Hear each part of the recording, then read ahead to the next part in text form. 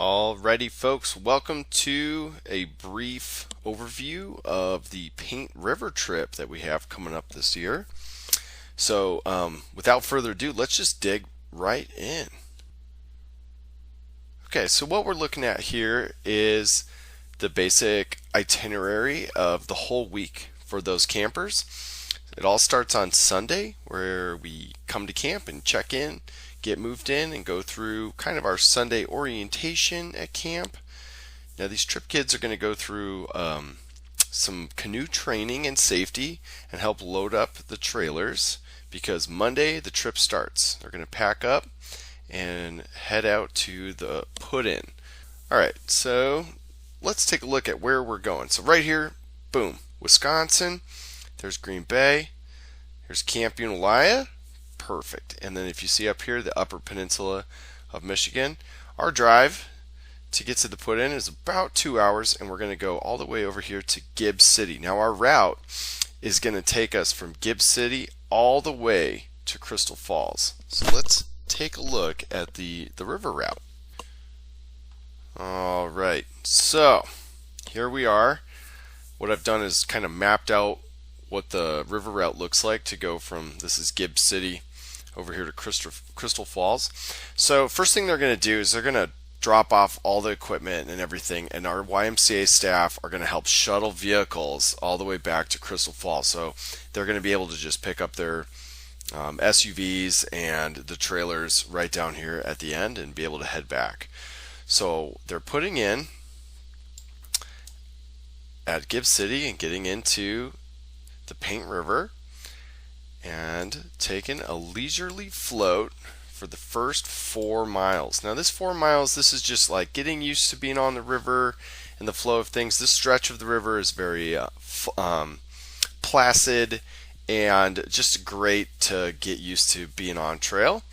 And after 4 miles, they're going to just pull out and do a camp here and practice set up their tents. I believe this is the the Blockhouse campground. Okay, so after that, the next day they sleep and everything and get up.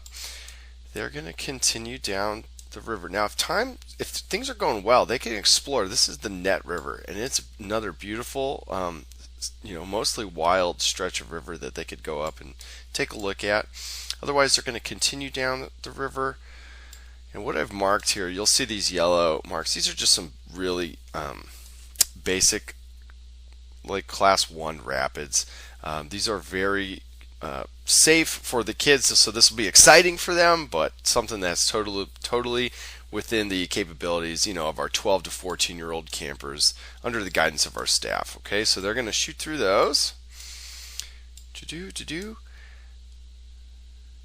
And you'll see there's the convergence of the Hemlock River, where the Hemlock comes in and joins the Paint. Okay, so this is our goal for day 2. We want to get to the headwaters of this area. Now, in this area, there are several campsites, and they're going to need to find and secure one of the campsites and then call it a day.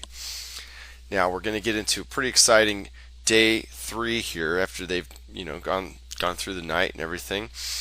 So step 1 is to get through what is called the Hemlock Rapids. And these, we're not going to go down on canoes.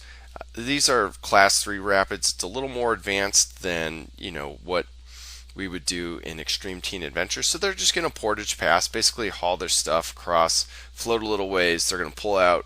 They're going to haul the canoes back and put back into the river. They're going to check them out. They'll be able to see it, but there can be some pretty fast water right there.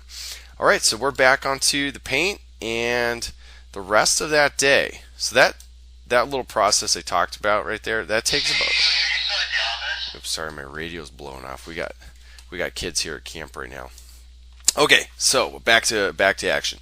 So that little stretch right there takes about 2 hours to go through, and then the rest of the time they're going to float down, keep cruising through these wilderness areas, and there is an option to camp on this little inlet right there if they need to.